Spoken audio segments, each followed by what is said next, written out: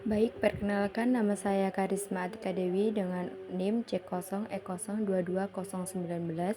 Di sini saya akan menjelaskan mengenai penganggaran sektor publik.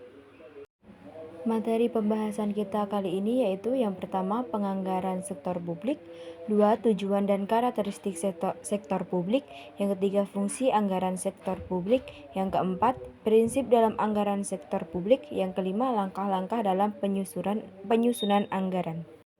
Pengertian anggaran sektor publik. Anggaran sektor publik merupakan rincian seluruh aspek kegiatan yang akan dilaksanakan yang tersusun atas rencana pendapatan dan pengeluaran yang akan dilaksanakan dalam kurun waktu 1 tahun. Anggaran sektor publik dibuat untuk membantu pemerintah dalam menentukan tingkat kebutuhan masyarakat seperti listrik, air bersih, kualitas kesehatan, pendidikan, dan lain sebagainya, agar terjamin secara layak dan tingkat kesejahteraan masyarakat efektif. Pemerintah menggunakan anggaran sebagai alat untuk merancang semua program kerja atau langkah-langkah yang akan dilakukan sehingga setiap aktivitas dapat terarah dan terkontrol dengan baik. Anggaran sektor publik menjadi kendali dan tolak ukur setiap aktivitas yang dilakukan.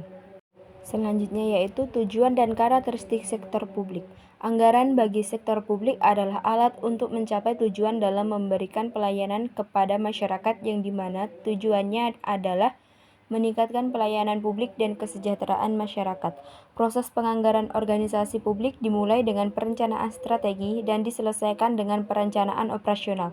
Anggaran sektor publik harus dapat merefleksikan keinginan masyarakat dan prioritas kebutuhan, serta dapat menentukan penerimaan dan pengeluaran pemerintah pusat atau pemerintah daerah.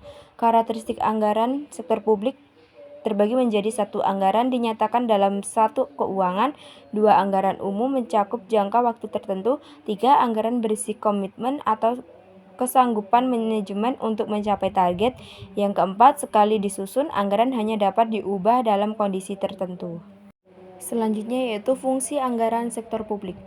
Muhammad Mahsun, Firman Sulistiowati, dan Hari Bestun Andre Purwanugraha 2006 menjelaskan fungsi anggaran sektor publik adalah sebagai berikut.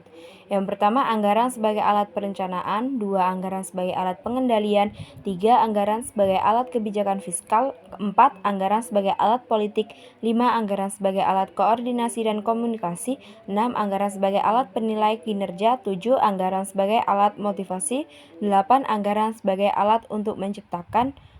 Anggaran yang dimiliki oleh suatu negara mengandung tiga fungsi fiskal utama, yaitu yang pertama, fungsi alokasi. Pemerintah mengadakan alokasi terhadap sumber-sumber dana untuk mengadakan barang-barang kebutuhan perseorangan dan sarana yang dibutuhkan untuk kepentingan umum. Semuanya itu diarahkan agar terjadi keseimbangan antar uang beredar dan barang serta jasa dalam masyarakat.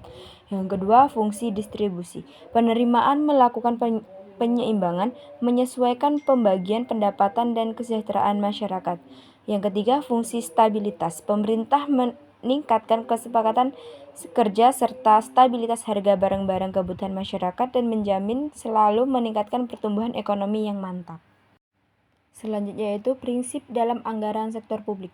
Dalam penyelenggaraan atau melakukan penganggaran keuangan negara, terdapat prinsip-prinsip yang menyertainya pula. Prinsip-prinsip tersebut antara lain yaitu satu, otorisasi oleh badan legislatif.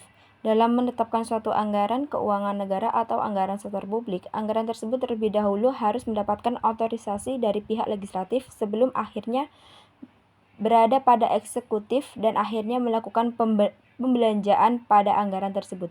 Yang kedua, komprehensif.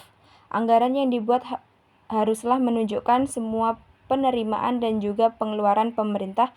Maka dari itu adanya dana atau anggaran non-budgetaire pada akhirnya mengakhiri prinsip anggaran yang sifatnya kompresif.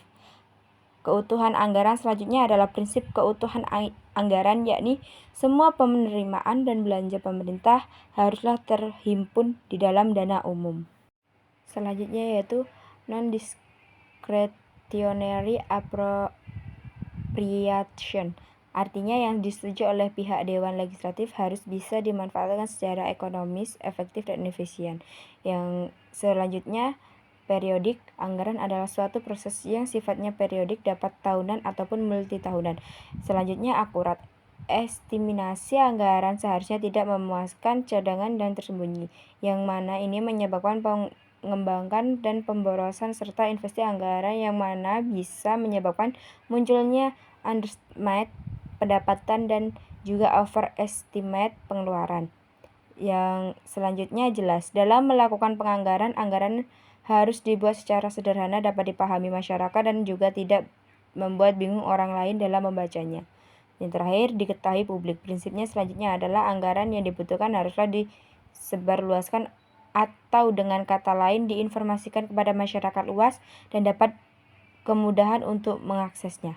Selanjutnya yaitu langkah-langkah dalam penyusunan anggaran. Penyusunan anggaran dalam suatu perusahaan sangat penting dan erat hubungannya dengan manajemen, terutama yang terkait dengan penyusunan rencana atau planning, pengordinasian kerja atau coordinating, dan pengawasan kerja controlling.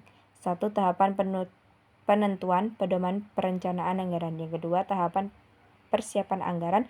Yang ketiga, tahapan penentuan anggaran. Ada 3 tahap dalam penetapan anggaran, diantaranya setiap pegawai dari setiap sektor mengeluas dan membicarakan dari hasil penyiapan yang sudah dilaksanakan supaya anggaran belanja yang diatur nanti sanggup menumpang keperluan setiap kebagian.